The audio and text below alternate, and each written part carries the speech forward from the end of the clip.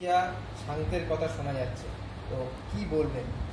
না দেখুন, আমি কোনো নাম নিয়ে বলছি না, আমি আবার বলছি, অপ্রিয়া নিয়ে আমাকে 1 মাস আগে লোকে প্রশ্ন করেছিল, তাতে আমি বলেছিলাম যে বোম্বেতে খেলার চান্স সবচেয়ে বেশি, না হলে মনমানি খেলবে। আমরা চেষ্টা করছি।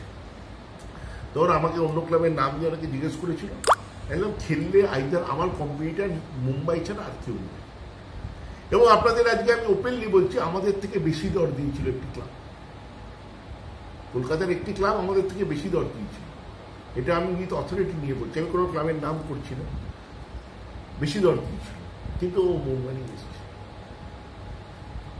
মনমানি আসছে, এখনো চুক্তি চলছে, মনমানি আসছে।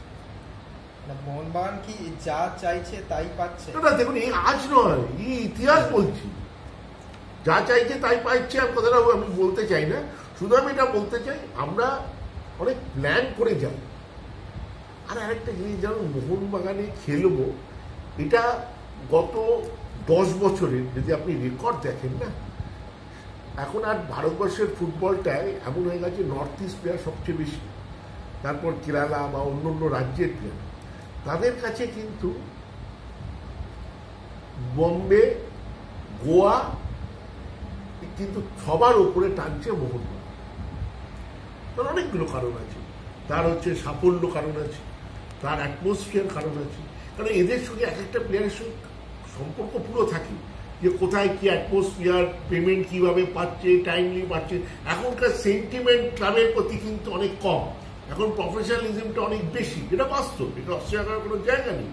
তাতে অ্যাটমসফিয়ার কীরকম, থাকার জায়গা কীরকম, বসার জায়গা কীরকম, কোচ কীরকম হয়, ম্যানেজমেন্ট কীরকম হয়, সেগুলোতে মোহনবাগান অনেক যোজনায় অনেকের থেকে এগিয়ে আছে। এবং মোহনবাগান প্রত্যেক বছর এই যে ক্লাবের সঙ্গে একটা দ্বন্দ্ব কোম্পানির, এটা কিন্তু মনমানে তো লাস্ট 4 বছর 5 বছর 3 বছর ধরে চলছে, কেউ তো কোনোদিন মনেও নি শুনেও নি, যদি হয়েও নি।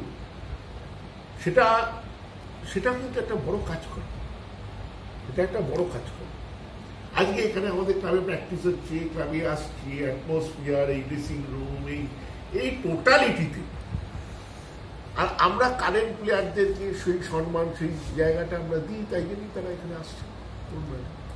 নতুন কোচ মলিনা, তিনি যোগ দিয়েছেন, তো সেই ব্যাপারে কি বলবেন? মানে আরে সব যোগ হোক, এখন এত আজকে সব বলে দিলে খাওয়াতে পারবি না। কবে আসবেন? জানাবো, এটা তো আজকে কেন ভাঙবো আমি? আচ্ছা 25 তারিখে আমি প্রেস কনফারেন্স করবো আফটার এক্সিকিউটিভ। আচ্ছা, ছান্তের ব্যাপারটা একটু বলে যান। সব 25 তারিখ।